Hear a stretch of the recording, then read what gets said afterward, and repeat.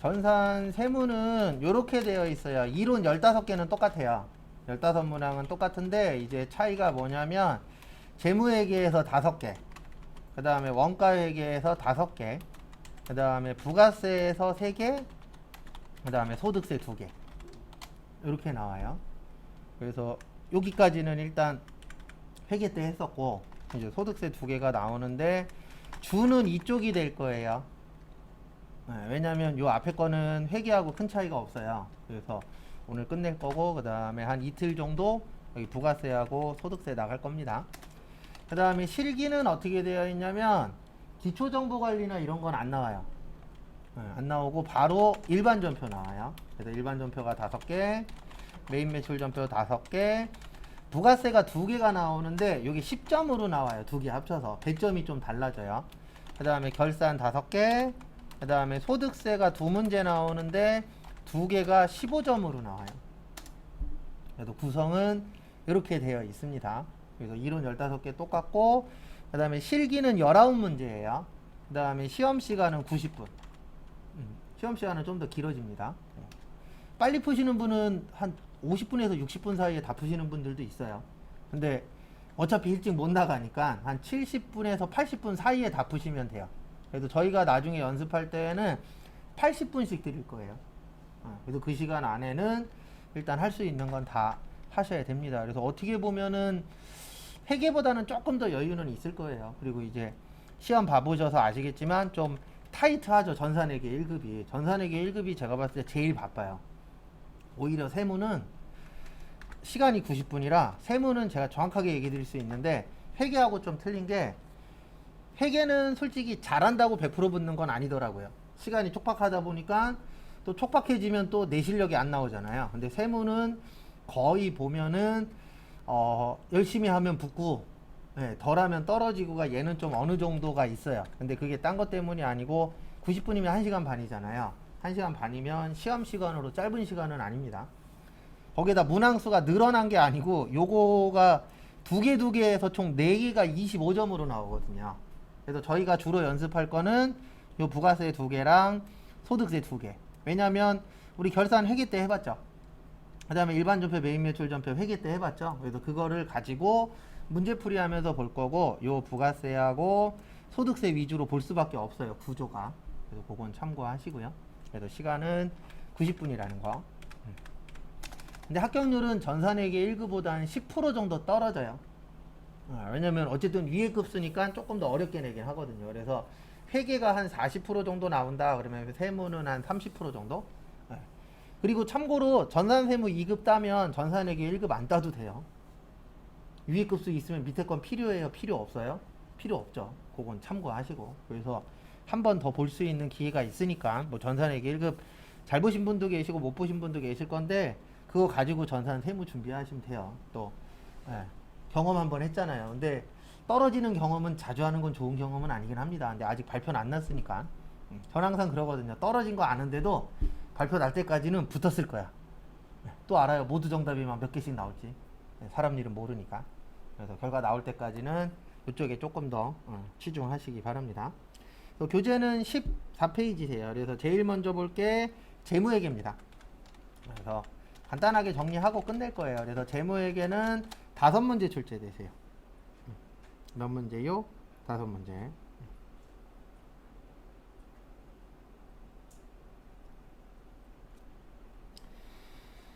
그 다음에 보시면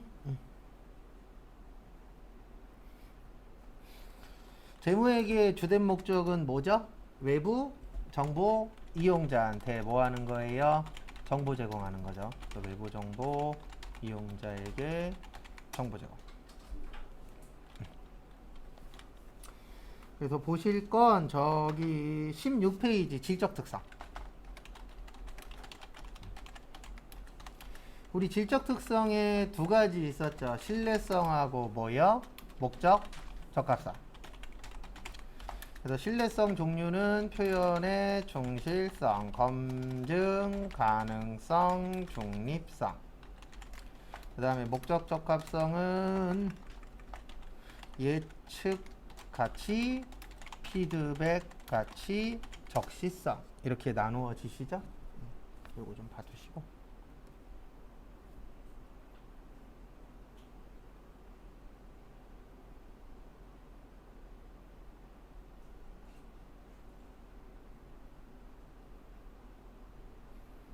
참고하시고.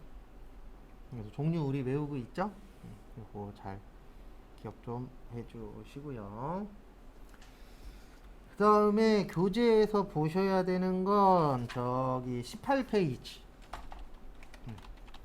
요건 오늘 처음 설명드리는 겁니다. 왜냐면 이건 세무에만 나오는데, 거기 18페이지 위쪽 박스 보시면 질적 특성 간의 상충되는 이라고 있어요. 그래서 신뢰성과 목적 적합성은 상충 관계예요. 이 상충 관계라는 게 뭐냐면 둘 다 좋을 수는 없어요. 그래서 하나가 좋으면 하나는 덜 좋다. 네. 그래서 요거를 무슨 관계라 그래요? 상충 관계. 네. 근데 왜 이렇게 되어 있냐면 대부분 신뢰성은 과거 거예요. 왜냐면 우리가 어떤 금액을 믿을 수 있어야 되잖아요. 그래서 만약에 뭐 앞으로 비트코인이 10억이 될 거래. 못 믿잖아요. 왜요? 아직 확정된 게 아니니까. 근데 과거에 뭐 7천만 원인가 8천만 원까지 간 적이 있었죠. 그러면 그 과거에 얼마였었대. 그러면 그 금액은 믿을 수가 있죠. 왜요? 그 금액이 실제 발생을 했었으니까. 그래서 대부분 신뢰성은 과거에 관련된 거고, 목적 적합성은 미래와 관련된 거예요. 대부분 다. 왜냐면 예측이라는 게 미래 예측하는 거잖아요. 네, 그러면 과거와 미래는 둘 다 좋아질 수는 없죠. 그래서 신뢰성이 높으면 목적 적합성은 떨어지고, 목적 적합성이 높으면 신뢰성은 떨어져요. 그래서 우리 거기 교재에도 나와 있는데 1번에 보시면 역사적 원가라고 있어요. 역사적 원가. 요거를 뭐라 그러냐면 취득 원가라고 해요. 이 취득 원가는 믿을 수는 있어요. 신뢰성이 높습니다. 왜 높냐면은요, 우리가 얼마 주고 샀다라는 건 알 수 있나요? 없나요? 알 수 있죠. 네. 그러면 신뢰성은 올라가는데 목적 적합성은 떨어져요. 그래서 만약에 내가 나중에 팔 거야. 그러면은 옛날 금액만 알고 아는 거 가지고 나중에 얼마에 팔지는 알 수 있나요? 없나요? 없죠. 네. 그래서 미래적인 거는 좀 떨어져요. 근데 취득원가를 알면 이건 알 수 있겠죠. 내가 만약에 1,000만 원 주고 샀어. 그러면 1년 후에 뭐 700이나 800 이런 식으로 팔 수 있을 거야지 이 금액의 판단 아니잖아요. 그래서 하나가 높으면 하나가 떨어진다. 이걸 무슨 관계라 그래요? 상충 관계. 그래서 그 상충 관계 좀 봐두세요. 그래도 둘 다 좋을 수는 없습니다. 그래서 하나가 좋으면 하나는 낫다. 그 다음에 하나 더 설명드리면 거기 보시면은 3번에 반기재무제표라고 있어요. 반기는 몇 개월이죠? 네, 6개월이에요. 몇 개월이요? 6개월. 그래서 반기재무제표가 있고 연차재무제표가 있어요. 우리가 일반적으로 얘기하는 재무제표는 연차재무제표예요. 요건 몇 년에 한 번씩 발행해요? 1년에 한 번씩. 그러면 둘 중에 어떤 게 신뢰성이 높을까요? 반기재무제표하고 연차재무제표 중에서 신뢰성은 어느 게 높아요? 네, 연차재무제표가 높아요. 왜 그러냐면 우리 원래 재무제표는 몇 년에 한 번씩 작성해야 돼요? 1년에 한 번씩. 네. 그러면 목적적 합성은 어디가 높아요? 반기재무제표가 높아요. 왜냐면은 우리가 목적에 맞게 쓰려면은 최근 데이터가 필요하잖아요. 근데 일반적으로 연차재무제표 1년에 한 번씩 발생하는 일반적인 재무제표는 1년을 기다려야 되죠. 근데 이 반기재무제표는 몇 개월에 한 번씩 알려줘요? 6개월. 네. 근데 요거는 신뢰성이 좀 떨어져요. 왜 그러냐면 여러분들 회사 가시면 이거 할 수 있어요. 반기재무제표 만들 때는 가결산이라는 거래요. 무슨 결산이요? 가결산. 가결산은 진짜 결산이에요? 가짜 결산이에요? 가짜 결산이에요. 그러다 보니까 가결산을 하게 되면은 믿음이 떨어질 수밖에 없어요. 왜요? 제대로 안 했으니까. 네. 그 대신 목적에는 맞아요. 왜냐면 최근 데이터 갖고 어쨌든 우리가 투자라 이런 걸 해야 되니까. 그래서 대기업들은요, 일반적으로 재무제표를 3개월에 한 번씩 만들어요. 그래서 뉴스 보면은 3개월에 한 번씩 삼성전자 어쩌고저쩌고 나오잖아요. 그게 왜 나오냐면은 3개월에 한 번씩 성과 발표해야 되거든요. 그래서 대부분 영업이익까지 나와요. 그래서 삼성전자의 영업이익이 뭐 이번에 얼마였네 이런 얘기들이 뉴스에 3개월에 한 번씩 꼬박꼬박 나옵니다. 그래서 그런 걸 보여주는 이유는 이제 미래를 보고 투자해라 그거예요. 솔직히 우리 같은 일반 사람한테는 삼성전자가 올랐냐 떨어졌냐 솔직히 별로 감흥 없잖아요. 삼성전자가 돈 많이 번다 그래서 내가 많이 벌어요? 아니죠. 삼성전자가 안 좋아졌다 그래서 내가 힘들어요? 그것도 아니에요. 현재는. 근데 연관 있는 사람들이 많죠.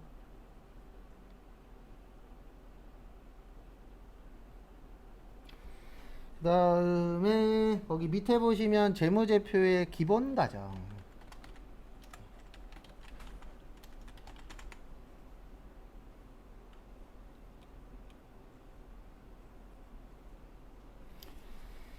그래서 거기 보시면은요, 첫 번째로 기업은 뭐가 있어야 된다고요? 실체. 근데 실체가 실제 있나요? 없나요? 없죠. 네, 없지만 실체가 있다라고 처리해야 되고, 그 다음에 계속 기업. 그래서 계속적으로 기업을 뭐 할 거다? 운영을 할 거다. 그 다음에 기간별 보고. 그래서 우리 일반적으로 몇 년에 한 번씩 보고하죠? 1년에 한 번. 그래서 기간별로 정해놓고 하는 거죠. 그래서 우리가 일반적으로 가장 많이 쓰는 게 1월 1일부터 며칠까지요? 12월 31일까지. 이렇게 가장 많이 쓰죠. 그 다음에 20페이지.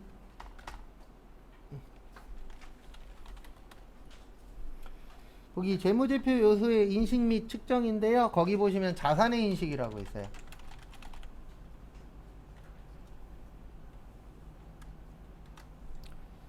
그래서 자산의 인식은 효익이 기업에 유입될 가능성이 어때요? 높아요. 그래서 자산이 되려면 효과나 이익이 기업으로 들어와야 됩니다. 그래서 이 자산 중에 가장 대표적인 게 현금이에요. 그래서 우리가 돈을 받으면 자산이 어떻게 되죠? 늘어나죠. 그 다음에 부채는 반대예요. 부채는 효익이 기업에서 유출될 가능성이 높은 거예요. 왜냐하면 부채라는 거는 내 게 아니고 남의 거죠. 그러면 남의 거는 내가 가져야 돼요? 갚아야 돼요? 갚아야 되죠. 그래서 부채라는 거는 유입이 되는 게 아니고 유출이 되는 겁니다. 그래서 부채가 많은 회사는 힘들어질 수도 있잖아요. 개인도 똑같아요. 개인 중에서도 돈을 많이 벌었어. 그러면 부채가 줄어들겠지만 돈을 많이 잃었어. 그러면 부채가 어떻게 되죠? 늘어나죠. 부채가 늘어나면은 좋은 거예요? 나쁜 거예요? 나쁜 거죠.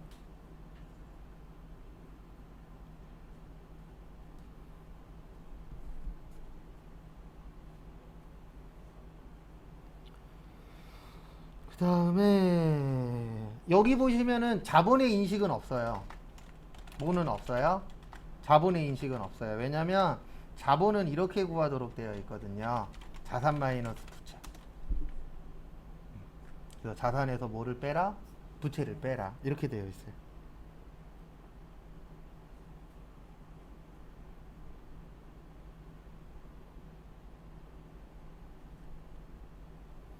그래서 자본은 인식하는 게 아닙니다. 그냥 자산에서 부채 뺐더니 얼마 남았네. 그럼 그게 뭐가 되는 거예요? 자본이 되는 거예요. 그래서 혹시 나중에 사업을 하시더라도 꼭 알아보셔야 되는 게 자산이 얼마냐, 그 다음에 부채가 얼마냐, 그 다음에 수익 비용으로 알아보시는 것보다는 이게 더 중요해요. 요게 얼마 남냐, 맞잖아요. 수익이 100억이래. 비용이 99억이야. 그럼 얼마 남는 거예요? 1억 남는 거예요. 그래서 우리가 뭔가를 알아볼 때는 수익 비용이 얼마 들어가느냐도 중요합니다. 왜냐면 수익하고 비용이 얼마냐에 따라서 남는 금액이 어떻게 돼요? 달라지죠. 그리고 요즘에는 옛날처럼 장사할 때 그 집 앞에서 이렇게 쳐다보고 있는 경우도 있지만 대부분 저걸로 많이 알아본대요. 카드. 신용카드가 여기에서 얼마나 긁히냐. 근데 그래서 장난치는 곳도 있어요. 최근에도 한번 TV에 나왔었는데 뻥튀기 시키는 회사들이 있어요. 요 식당 팔라고. 그래서 제가 예전에 몇 번 가봤었던 식당이었는데 이거 청라에서 발생한 일이었었는데 뉴스에도 한 세네 번 나왔어요. 근데 왜 나왔냐면 거기가 샤브샤브 집이었거든요. 샤브샤브 1인분에 막 소주를 막 15병씩 팔았다라고 막 매출액이 올라가 있는 거예요. 그러니까 매출액을 뻥튀기 시킨 거예요. 한 달에 1억은 둘째치고 5천만 원도 안 팔리는 데인데 1억 원 이상 판다라고 해갖고 권리금 받고 팔아먹은 거죠. 근데 그 사람이 장사를 시작하고 봤더니 이건 사기인 거예요. 1억 원 둘째치고 5천만 원도 안 돼, 매출액이. 그래갖고 제보했죠. 그래서 한번 나온 적이 있었어요. 그리고 저는 그런 거 볼 때마다 무슨 생각이 드냐면, 모르겠어요. 저는 사업을 해본 적은 없어서. 내가 사업을 몇 억 들여서 할 거면 그거보다 더 자세하게 알아볼 것 같은데, 근데 속는 것도 이해는 됩니다. 왜냐면 영업사원들이 말 잘해요, 못해요? 말 잘하죠. 그 사람들하고 대화하다 보면은 안 될 것도 될 것처럼 느껴지니까. 그 다음에 수익은 우리 여러 번 봤어요. 수익은 실현주의예요. 그래서 확정됐을 때 처리하는 거. 그 다음에 비용은 뭐였었죠? 발생주의였죠. 무슨 주의였어요? 발생주의. 그래서 그거 참고하시고.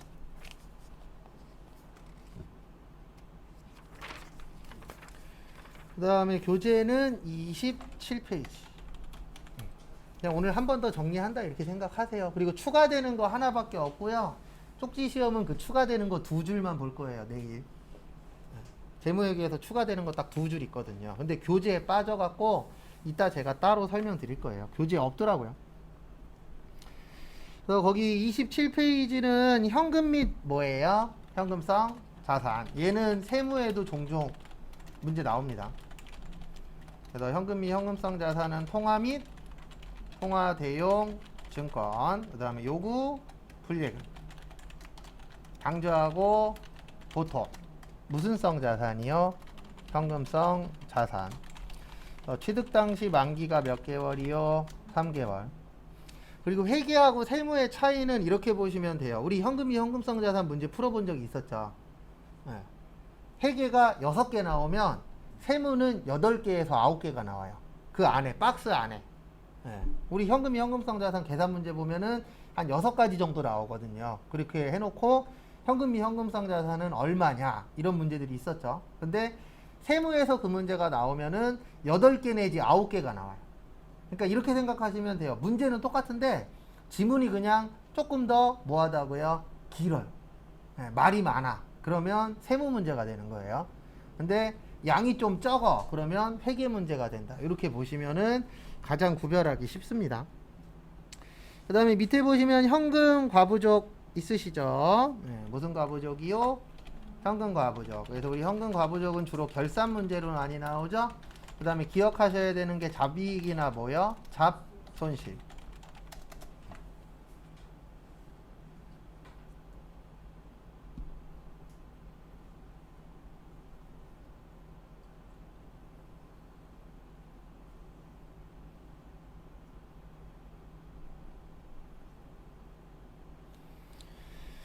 그 다음에 다음 페이지 보시면 어디로 오시냐면은 31페이지.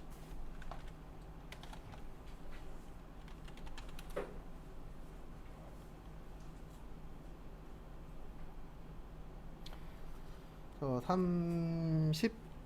31페이지 보시면은요, 당좌예금. 우리 당좌예금은 많이 봤죠. 뭐 발행하기 위한 거요?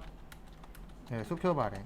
수표 발행하기 위한 예금이 당좌예금이었고, 거기 밑에 팁에 보시면 당좌 차월이라고 있어요. 무슨 차월이요? 당좌 차월. 이게 마이너스 통장이라 그랬죠. 무슨 통장이요? 마이너스 통장.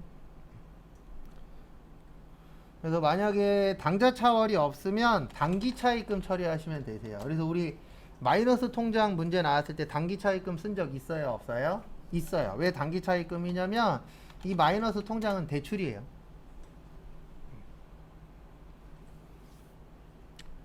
그래서 우리가 대출 받으려면은 대출 받으면 갚아야 되잖아요. 그래서 일반적으로 당좌 차월은 그 마이너스 통장은 1년 안에 갚으셔야 돼요. 몇 년 안에요? 1년 안에. 그래서 뭘로 처리하시면 된다고요? 예, 단기 차입금. 근데 당좌 차월이 있으면 당좌 차월로 쓰는 거예요. 이게 없을 때 단기 차입금.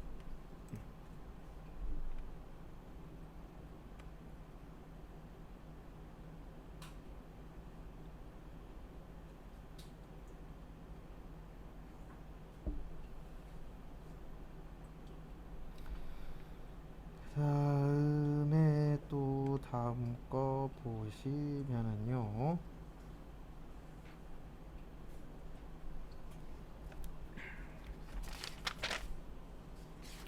32페이지 보시면 단기 금융상품. 그래서 우리가 단기 그러면 몇 년 이내라고요?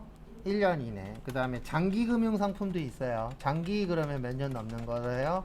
1년 넘는 거. 근데 대부분 금융상품은 장기가 훨씬 더 많습니다. 그래서 단기 금융상품 그러면 적금을 들었는데 몇 년짜리를 든 거예요? 1년짜리. 그러면 단기 금융상품이 되는 거고, 대부분 적금 같은 경우에는 뭐 3년짜리, 5년짜리 이런 걸로 많이 들죠. 그러면 그때는 무슨 금융상품이 되는 거예요? 장기 금융상품. 근데 요즘에는 뭐 저는 돈이 없어서 상관은 없는데, 요즘엔 통장에다가 돈 넣어놓으면 마이너스란 얘기를 하죠. 근데 왜 그러냐면 이자율이 어때요? 아주 좋잖아요. 2%도 안 되고. 근데 거기에다가 이자는 10원도 세금을 떼거든요. 그래서 안 그래도 적은데 거기에다가 세금까지 떼니까 더 뭐예요? 적기는 합니다. 올라가는 날이 오겠죠, 언젠가. 그 다음에 34페이지 유가증권. 유가증권에는 두 가지가 있으세요. 몇 가지요? 두 가지. 지분증권은 주식 얘기하는 거고요. 채무증권은요, 사채. 그래서 단기 매매, 매도 가능, 지분법 적용, 투자 주식.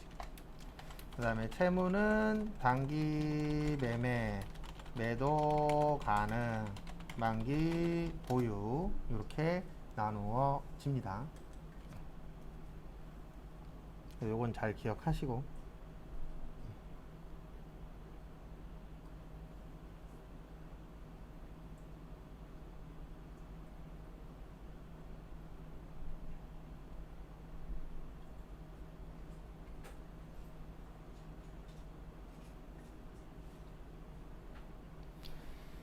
그 다음에 이제 시험에 가끔씩 나오는 게 이거 나올 때가 있어요. 상장 주식. 그러면은 상장 주식 말고 시장성이 없다. 있다. 그러면은 단기 매매 증권이 되는 거예요. 그래서 요거를 일명 무슨 주식이라 그래요? 상장 주식. 그 다음에 시장성이 없다. 그러면은 매도 가능 증권. 그리고 주로 여기는 비상장 주식이에요. 뭐야? 비상장 주식.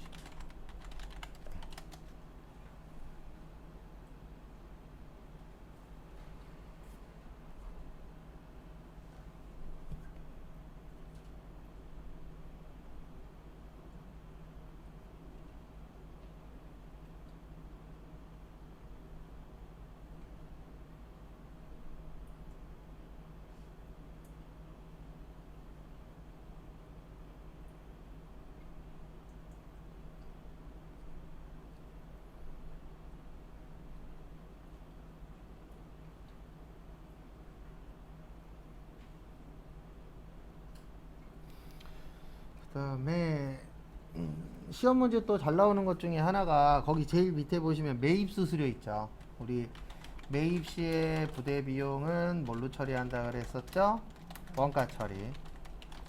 근데 매매증권 살 때만 부대 비용은 뭘로 처리한다고요?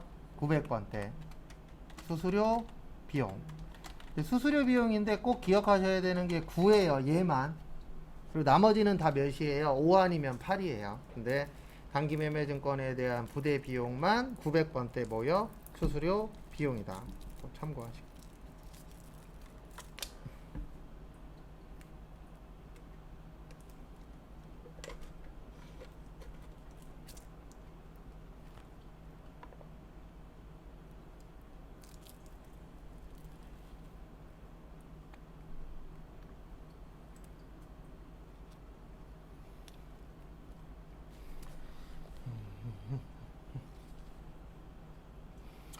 그 다음에 거기 30, 요거 빠졌구나. 매출 시에는 그냥 뭘로 처리한다고요? 비용. 그래서 매출할 때에도 부대 비용이 발생할 수 있어요. 예, 주로 이제 어떤 경우냐면은 상대방이 많이 사주니까 회사에서 대신 내주는 경우 비일비재하죠. 예. 그래서 뭐 상대방이 만약에 몇 천만 원어치 사줘. 그러면은 예, 회사마다 규정이 다 있어요. 얼마 이상 사주면 운반비 얼마 정도 지원해주겠다. 그래서 우리도 인터넷에서 사다 보면은 얼마 이상은 택배비 무료 이런 거 있어요, 없어요? 있죠. 그래도 그런 거는 규정을 좀 정해놓는 게 좋아요. 왜냐면 그걸 좀 근데 중소기업 가보면 규정이 없는 경우들이 많아요. 그냥 담당자가 해주고 싶은 대로 해주는 경우들이 좀 비일비재합니다. 그것 때문에 저는 한번 좀 제가 관련된 건 아니었었는데 좀 욕 비슷하게 먹은 적도 있었어요. 그래서 어떤 케이스였냐면 저번에 한번 설명했었는데 그 제조회사 같은 경우에는 직원들이 신규 직원이 오면 작업복이나 이런 거 사주잖아요. 왜냐면 작업복이 필요하니까. 또 작업복 맞춰갖고 사주고 신발부터 해서 다 사줬는데 일주일 후에 안 하겠대. 그런 케이스가 발생할 수도 있죠. 근데 규정이 없는 거예요. 뭐가 없냐면은 뭐 어느 정도 다니면은 무료고 그거를 못 채우면은 월급에서 까겠다, 제하겠다 이런 게 없다 보니까 다툼이 좀 있었죠. 그래서 그런 거는 좀 만드는 게 좋아요. 늦게라도. 근데 대부분 뭐 저도 그렇고 일반적으로 회사들도 그렇고 소잃고 외양간이라도 고치면 다행입니다. 근데 대부분 소잃고 외양간을 고쳐야 외양간을 열어놔요. 열어놓죠. 그래서 있는 놈들도 나가는 경우가 발생합니다. 그래서 소잃고 외양간이라도 고치면 다행인데 그래서 이제 어저께부로 올림픽이 끝났죠. MBC 박살났죠. 아마 MBC는 저기 뭐지 더 난리 날 것 같아요. 조만간. 몇 건 하셨잖아요. 또 최근에 저기 뭐냐 마라톤 때도 한 건 하고. 마라톤에서 우승 후보였는데 지나갔고 포기했잖아요. 근데 거기에다가 또 뭐 어쨌든 쓸모없는 얘기 하나 또 했잖아요. 쓸데없는 얘기. 생방송에는 더 조심해야 되는데. 저는 요번 올림픽 때 제일 마음에 들었었던 게 그 야구에서 박찬호 해설. 박찬호 씨가 해설 나왔었거든요. 난 쓸데없는 얘기 많이 할 줄 알고 귀담아 듣고 있었는데 요번에는 쓸데없는 얘기 많이 안 하더라고요. 그래서 왠지 계약서에다가 쓰지 않았을까. 쓸데없는 얘기 안 하기로. 요번엔 좀 살이 되는 얘기 좀 많이 하긴 했는데 어쨌든 뭐 진 건 진 거니까.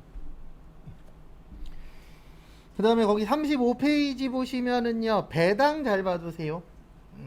그래서 배당 나오면 제가 항상 이거 적어드리죠. 돈 받으면 무슨 배당이요?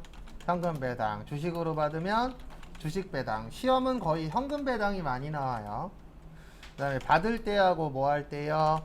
줄 때. 받을 때는 배당금 수익. 주식 배당 받으면 회계 처리하시면 안 돼요. 회계 처리하지 말고 수량과 단가만 재계산. 그 다음에 줄 때는 나중에 준다 그래서 미지급 배당금. 그 다음에 미교부 주식 배당금. 참고하시고.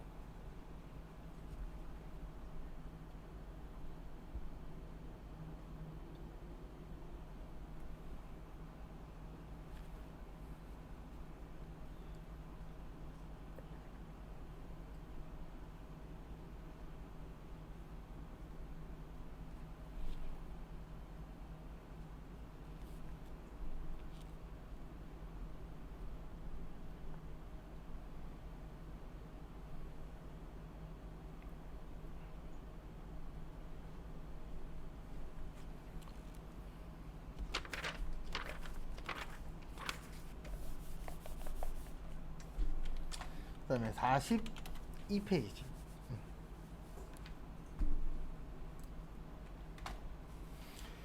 우리 많이 했던 겁니다. 채권 및 뭐야? 채무. 그래서 채권 및 채무에 관한 거래인데요. 우리 외상에는 두 가지가 있었죠. 외상 매출금, 외상 매입금은 판매와 관련이 있다.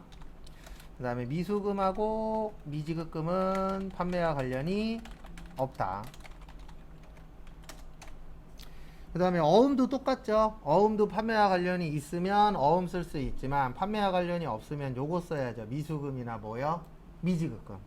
그런 장난치는 문제가 세무는 조금 더 나와요. 그래서 합격률이 10% 정도 차이 나는 게 어려운 내용도 조금 더 늘어나고, 우리 원래 급수 하나씩 올라갈 때마다 곱하기 2라고 보시면 되거든요.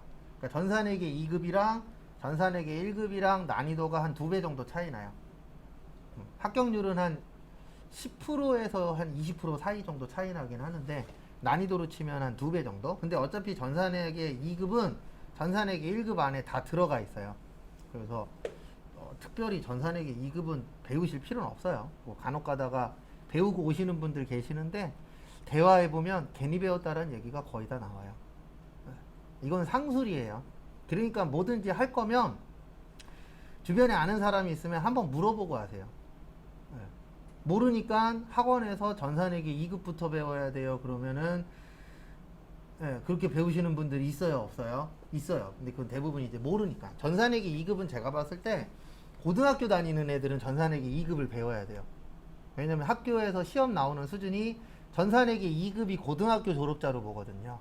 그 다음에 전산회계 1급이 저기 전문대 졸업자. 그 다음에 전산세무 2급이 4년제. 그 다음에 전산세무 1급은 한 실무 경력 한 3년에서 5년 정도? 급이라고 봐요. 대부분 그게 있어요. 목표치가. 근데 이제 전산회계 1급이 전문대 수준이라고 되어 있긴 합니다.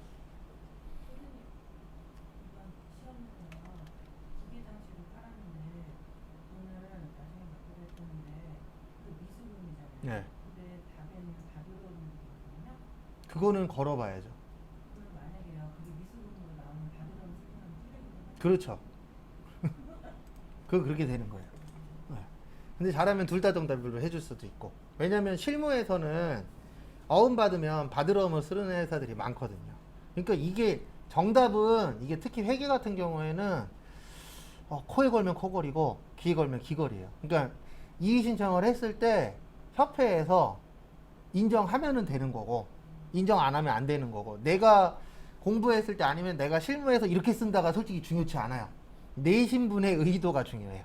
그래서 낸 사람이 요거는 인정을 해주겠다. 내가 봐도 이거는 A로 답이라고 썼는데 B도 가능하겠네. 그러면 A, B가 다 답이 될 수도 있고 A만 답이 될 수도 있고 B만 답이 될 수도 있고. 그래서 확정 답안이라고 합격자 발표 나기 한 이틀인가 3일 전에 확정 답안이 떠요. 그것까지 봐야 정확하게 내가 몇 점인지 알 수 있어요. 왜냐면 확정 답안에서 역전될 때가 있거든요. 그거는 좀 기다려 봐야 돼요. 협회에서 어떻게 볼 것이냐는. 근데 제가 보기에도 말도 안 되는 문제들도 종종 있어요. 많진 않지만. 왜 이건 이걸로 인정 안 하지? 저것도 맞을 것 같은데? 근데 협회에서 안 된다 그러면 그냥 안 되는 거예요. 그건 좀 기다려 보세요.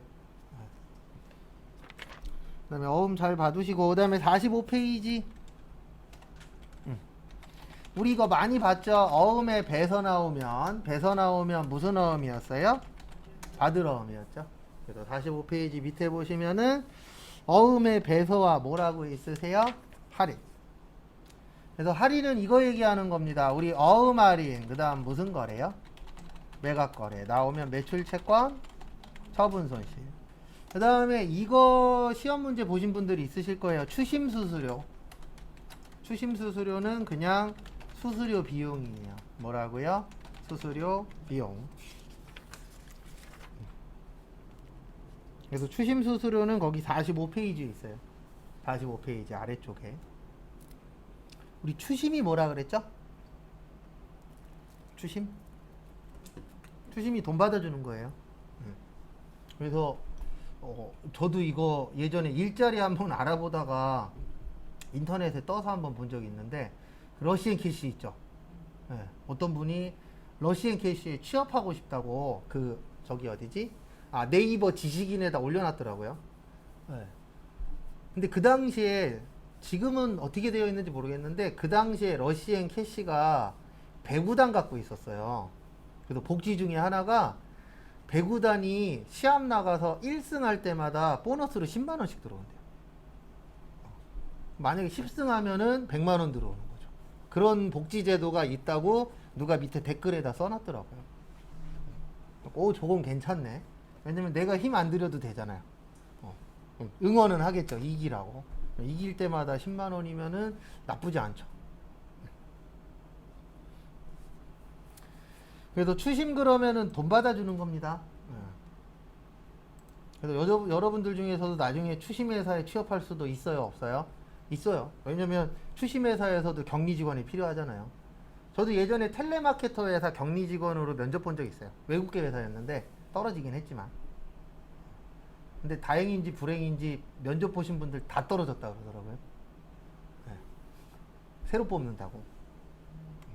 근데 새로 뽑는 이유 중에 하나가 거기가 외국계 회사였어요.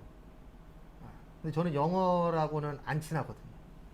근데 이제 외국계 회사였는데 면접 보면서 물어봤는데 일주일에 하루인가 이틀씩 조금 일찍 출근해서 저기 그 영어 배운대요. 회사에서 복지 차원으로 영어도 가르쳐 준다 그러더라고요.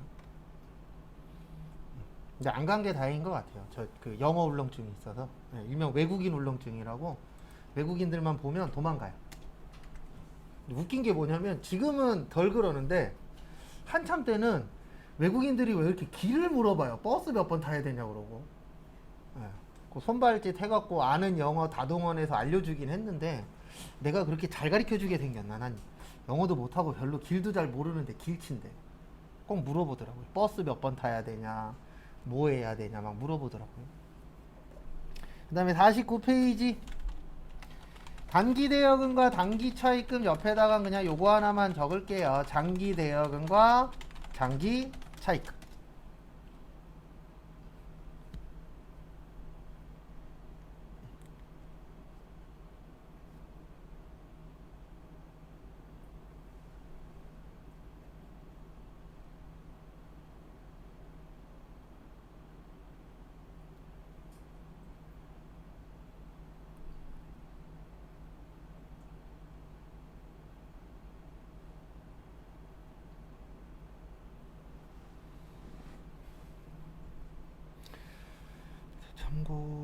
참고하시고요.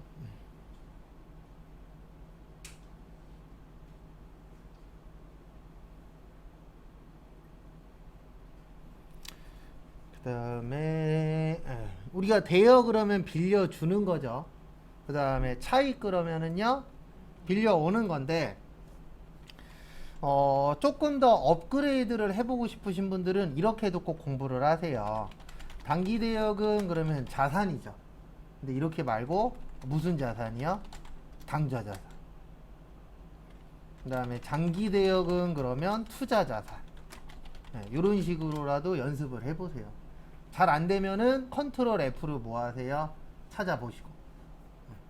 왜냐면 우리가 조금 더 넓게 보려면 조금 더 세부적으로 공부를 해야 되거든요.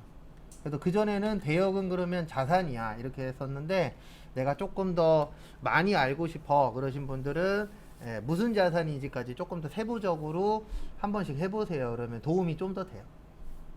근데 이거 생각보다 잘 안 됩니다. 자산 부채 나누는 것도 헷갈리는데 거기에다 당좌자산, 재고자산, 투자자산, 유형자산, 무형자산 이렇게 구별하려면은 조금 시간은 걸릴 거예요. 초반에는. 근데 하다 보면 금방 익숙해지시더라고요. 그 다음에 50페이지 미수금과 미지급금. 미수금과 미지급금의 키포인트는 요거예요. 예. 판매하고 관련이 있다 없다? 없다. 예. 그래서 똑같은 외상이지만 판매와 관련이 없을 때는 미수금과 뭐요? 미지급금.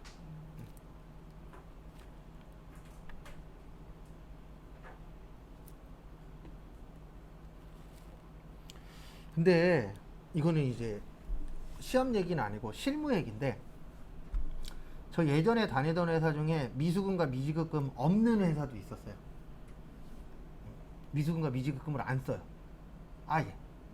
네. 그리고 언제 한번 쓰냐면 결산할 때 외상매출금과 외상매입금에서 한 20% 정도를 띄어다가 미수금과 미지급금으로 바꿔요. 그럼 회사마다 다 틀려요. 그런 회사도 있었고 또 어떤 회사도 있었냐면 우리가 외상매출금이냐 외상매입금이냐 아니면은 미수금이냐 미지급금이냐, 요거 구별할 때 가장 중요한 게 이거잖아요. 뭐요? 판매. 근데 저 예전에 다니던 회사 중에 한 군데는 이걸 섞었어요. 분명히 내용은 외상매출금인데 미수금이야. 그 다음에 분명히 내용은 미지급금인데 외상매입금이야. 이런 회사도 다녀본 적 있어요.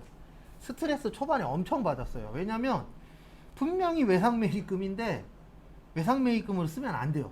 우리 회사에서 뭘로 써야 돼요? 미지급금으로. 그리고 이건 분명히 미수금인데 미수금이 아니에요. 뭘로 써야 돼요? 외상매출금으로. 그래서 초반에 스트레스를 받다가 한 달 후에 찾았어요. 우연치 않게. 어떻게 찾았냐면은 새로운 거래처가 생긴 거예요. 근데 이건 아무리 봐도 외상매입금이거든요. 원재료 파는 데니까. 물어봤더니 미지급금 처리하래. 그때 알았죠. 아, 이거는 우리 대리 마음대로구나. 근데 다들 규정은 있어요. 근데 그 사람들 생각이 다 똑같진 않잖아요. 그러면 회사에서는 누구한테 맞춰야 돼요? 직장 상사한테 맞춰야 돼요. 왜냐면 내가 해서 붕괴해갖고 입력을 해놓으면은 직장 상사가 그 붕괴를 한 번씩 확인하거든요. 맞았나 틀렸나. 그래서 회사 가셔갖고는 옛날 걸 많이 보셔야 됩니다. 왜냐면 우리 회계는 요거 중요해요. 계속성이라고 이따 나오는데, 그래서 한 번 썼으면 한 번 외상매입금이면 완전히 틀린 거 아니면 계속 뭘로 써야 돼요? 외상매입금으로. 그래서 요 계속성이 좀 중요합니다. 그 다음에 51페이지 보시면은요, 선급금과 선수금 옆에다가는 요거 적어주세요. 계약금. 그래서 우리 선급금의 뜻이 뭐죠? 먼저 줬다. 근데 뭘 먼저 준 거예요? 계약금을 먼저 준 거예요. 그 다음에 선수금은 먼저 받았는데 뭘 먼저 받은 거예요? 계약금을 먼저 받았다 라고 생각해 주시면 됩니다.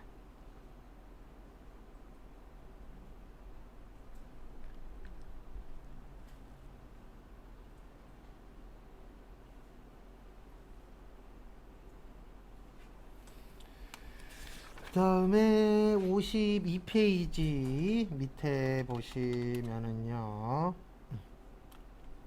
52페이지 밑에 보시면 가지급금과 가수금.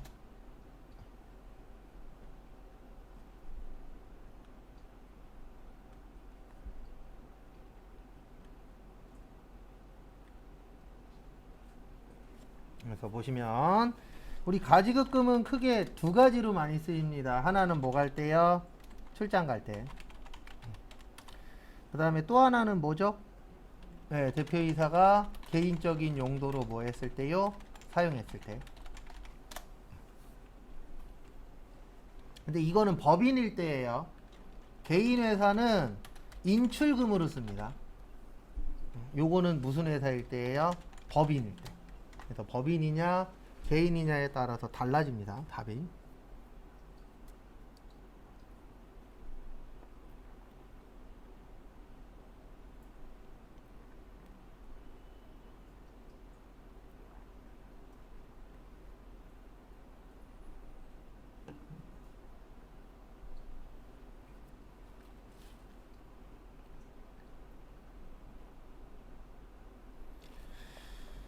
그래서 보시면은요, 그 특히 실무에서 이거 관련돼서 가지급금 나올 때 있거든요. 네, 요거는 관리를 좀 잘 하셔야 돼요. 뭐 세무사 사무실에 맡기시는 분들은 세무사 사무실에서 해주겠지만 이거 관리를 왜 잘해야 되냐면 세법에서 이 가지급금 관련돼서 이자 계산까지 다 하도록 되어 있거든요. 근데 그거 계산은 대부분 세무사 사무실에서 해줘요. 그래서 대부분 어떻게 처리하냐면 이거를 그 대표이사가 개인적으로 쓴 가지급금 있죠? 이걸 가불금 개념으로 처리를 해요. 그래서 사장님 월급 줄 때 가지급금 까고 줘요. 근데 왜 그렇게 하냐면 그 회계 처리할 때 그렇게 안 해놓으면은요, 어떻게 돼버리냐면 이자를 1년치를 내야 될 수도 있어요. 가지급금을 만약에 처리를 안 해놓으면. 근데 대부분 어디에다 많이 맡겨요? 회사 가시면? 세무사 사무실에 많이 맡기죠. 그래서 세무사 사무실에서 해결해 주긴 할 건데 예, 그렇게 되어 있습니다. 세법에는. 근데 저희 시험엔 안 나와요. 왜냐면 이건 법인세법에 그렇게 되어 있거든요. 저희는 소득세까지 나와요. 그 다음에 개인회사는 가지급금을 안 쓰고 뭐를 써요? 인출금을 써요. 왜냐면 개인회사와 법인회사의 가장 큰 차이점이 뭐라고요? 예, 주식도 있지만 가장 큰 차이점이 여러 가지 있는데 그 중에 하나가 뭐냐면 대표이사 월급이에요. 그래서 법인회사는 사장님 월급이 책정되어 있어요. 근데 개인은 월급이 없어요. 그냥 회사 돈이 누구 돈이라고요? 내 돈이야. 그래서 회사 돈에서 그냥 막 갖다 쓰시면 돼요. 그리고 그거에 대해서 나중에 뭐만 잘 내시면 돼요? 세금만. 근데 법인 같은 경우에는 사장님이 별도로 뭐를 받는다고요? 월급을 받아요. 근데 월급을 받는데 회사 돈을 또 갖다 쓰네. 그러면은 세법 입장에서는 야 이거 네 돈 아닌데 왜 갖다 써? 그럼 너 가불해 간 거야. 돈 빌려 간 거야. 이렇게 보는 거예요. 그럼 돈 빌려 갔으니까 뭐 내야 돼요? 이자 내야죠. 맞죠? 그래서 이자 계산까지 하도록 되어 있는 이유가 뭐냐면 법인 회사의 돈은 사장님 돈이 아니기 때문에 회사에서 돈을 갖다 썼네. 그러면 너 이거 돈 빌려간 거야. 가 돼버려요. 그럼 돈 빌려갔으니까 모두 냅시다. 이자도 냅시다. 구조는 그렇게 되어 있어요. 저희 시험하고는 연관성은 없는데 알고 계시면 나중에 좀 도움은 되실 겁니다. 그 다음에 가수금은 돈 받았는데 왜 받았는지 뭐 할 때요? 모를 때.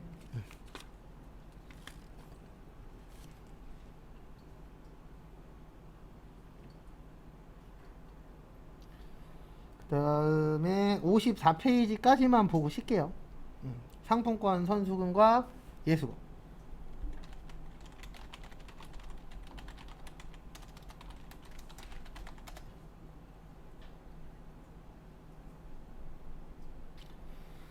그래서 보시면은요, 상품권 선수금은 우리 상품권은 언제 그 매출로 본다 그랬냐면 상품권을 뭐 하고요?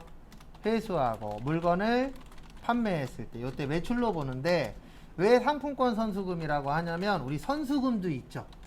그리고 상품권 뭐도 있죠? 선수금도 있죠. 만약에 상품권 선수금이라고 안 하고 선수금으로 처리하면은 얘하고 섞여 버리는 거예요. 금액이. 그래서 따로 분류하기 위해서 뭐라고 쓰는 거예요? 상품권 선수금. 그래서 얘하고 비슷한 게 하나 있어요. 우리 공부한 것 중에 예수금 있었죠. 그리고 무슨 예수금 있었죠? 부가세 예수금 있었죠. 왜 이렇게 나누냐면은 그냥 예수금은 일반적으로 원천징수 관련된 거거든요. 근데 부가세 예수금은 부가가치세 관련된 거잖아요. 만약에 이거를 똑같이 둘 다 예수금으로 써버리면 어떤 문제가 생겨요? 부가세에 대한 건 얼마야? 원천징수에 대한 거 얼마야? 구별하기가 불편하죠. 그래서 이렇게 쓰는 거예요. 예수금, 부가세 예수금, 선수금, 상품권 선수금 이렇게 나누는 이유는 하나예요. 구별하기가 뭐하라고요? 편하라고. 그 다음에 제가 지금부터 정리해 드리는 거는 시험하고는 전혀 상관없고 실무적인 얘기를 조금만 할게요. 지금쯤이면 이제 이해하실 때가 됐으니까. 우리 월급 주는 분께 많이 했었죠. 그러면 이렇게 하잖아요. 급여, 예수금, 그 다음에 보통예금. 이런 식으로 해요, 안 해요? 하죠. 근데 실무 가시면 이렇게 하는 회사가 있어요. 급여, 예수금인데 건강보험. 그 다음에 또 예수금인데 국민연금. 요게 거래처예요. 뭐라고요? 거래처. 그 다음에 세 번째로 예수금인데 고용보험. 그 다음에 좀 전에 얘기하신 것처럼 예수금인데 뭐요? 소득세. 요런 식으로 쪼개는 회사들도 있어요. 시험 때에는 이게 맞습니다. 시험 때에는 편하게 하는 게 좋잖아요. 근데 실무 가시면 이렇게 나누는 게 좋아요. 왜 이게 좋냐면 이런 데이터 뽑아야 될 때 있거든요. 1년 동안 직원이 낸 건강보험 얼마야? 라는 걸 만약에 데이터를 뽑아야 돼. 그러면 이렇게 해놓으면 나중에 거래처 원장 가서 예수금의 거래처 이름 뭐예요? 건강보험. 이렇게 하면 1년치 데이터가 나오겠죠. 조회했을 때. 근데 이렇게 해버리면은 이거는 또 다 내역서 뽑아갖고 아니면 내역서 찾아서 1년치를 별도로 뭐 해야 돼요? 계산해야 돼요. 그래서 뭐 제가 그렇게 회사 생활을 오래 한 건 아니었지만 학원에서 좀 오래 일을 했으니까. 근데 일을 하면서 보면은 솔직히 귀찮은데 내가 조금 더 시간 투자를 하면 나중에 할 게 뭐예요? 줄어요. 예. 근데 지금 편하잖아요? 그러면 나중에 힘들어져요. 왜냐면 이거 입력할 때 이렇게 나누는 거 어렵지 않거든요. 근데 나중에 이렇게 되어 있는 걸 예수금 하나를 이렇게 나누는 건 시간 걸려요? 안 걸려요? 걸려요. 근데 회사에서는 그냥 이렇게 하시면 돼요. 회사 갔더니 우리 회사는 예수금 하나만 써. 그러면 몇 개만 쓰는 거예요? 하나만. 그리고 나는 회사 갔더니 우리 회사는 예수금을 이렇게 나누어서 쓰네. 그럴 때는 나누어 주시면 됩니다. 이걸 선택하는 건 내가 하는 게 아니고 기존 게 어떻게 되어 있느냐. 그래서 회사 가시면은 요즘에 이제 대부분 회사가 신입을 원해요? 경력직을 원해요? 경력직을 원해요. 왜요? 경력직과 신입의 차이는 하잖아요. 신입은 뭐뭐 해야 되라고 가르쳐 줘야 돼. 근데 경력직은 냅둬도 본인이 요맘때쯤이면 뭐뭐 해야 된다를 어느 정도 알고 있죠. 예. 그러다 보니까 중소기업들은 실질적으로 가르칠 시간이 많지 않잖아요. 그러니까 바로바로 일을 할 수 있는 사람을 어때요? 좋아해요. 그래서 요즘 제일 좋아하는 신입 직원이 누구라고요? 1년 미만의 경력직 같지 않은 신입 직원. 제일 좋아해요. 6개월에서 1년 미만 사이에 신입 직원을 가장 좋아합니다. 왜냐면 6개월에서 1년 사이 일했으니까 완전 신입은 아니잖아요. 근데 우리 회사에서 신입 뽑는다라고 했는데 들어왔잖아요. 그러니까 월급은 뭐예요? 신입이에요. 요즘 가장 인기가 많대요. 왜냐면 경력직을 뽑으면 뭐 줘야 되니까요? 경력에 맞는 월급 줘야 되니까. 그래서 요즘 그런 얘기도 아마 코로나 끝나면은 문제가 될 거예요. 뭐가 문제가 될 거냐면은 신입들은 어디 가서 일해? 어쩌나요? 이럴 때가 많아져요? 적어져요? 적어져요. 진짜 적어요. 요즘에 잡코리아나 그런 데 가서 찾아보시면 신입 뽑는 데가 있긴 있는데 신입 뽑으면서 경력직도 같이 뽑는 데도 있어요? 없어요? 있어요. 네. 그러니까 신입이나 경력직 중에서 마음에 드는 사람 쓰겠다. 근데 그 마음에 드는 사람이 슬프지만 월급을 많이 달라는 사람이에요? 적게 달라는 사람이에요? 적게 달라는 사람이겠죠. 능력치가 비슷하다면. 그래서 앞으로 다 많은 것들이 최저 입찰제처럼 바뀌지 않을까. 월급 얼마 받고 싶은지 쓰세요. 그래서 거기에서 실력이 비슷비슷하면은 많이 쓴 사람 쓸 거예요? 적게 쓴 사람 쓸 거예요? 적게 쓴 사람. 이거 되게 슬픈 얘기입니다. 맞죠? 왜냐면 월급을 많이 받을 수가 없는 구조라. 그래서 여기까지 보시고요. 잠깐 쉬었다가 3시 5분에 채권의 대손 보도록 하겠습니다.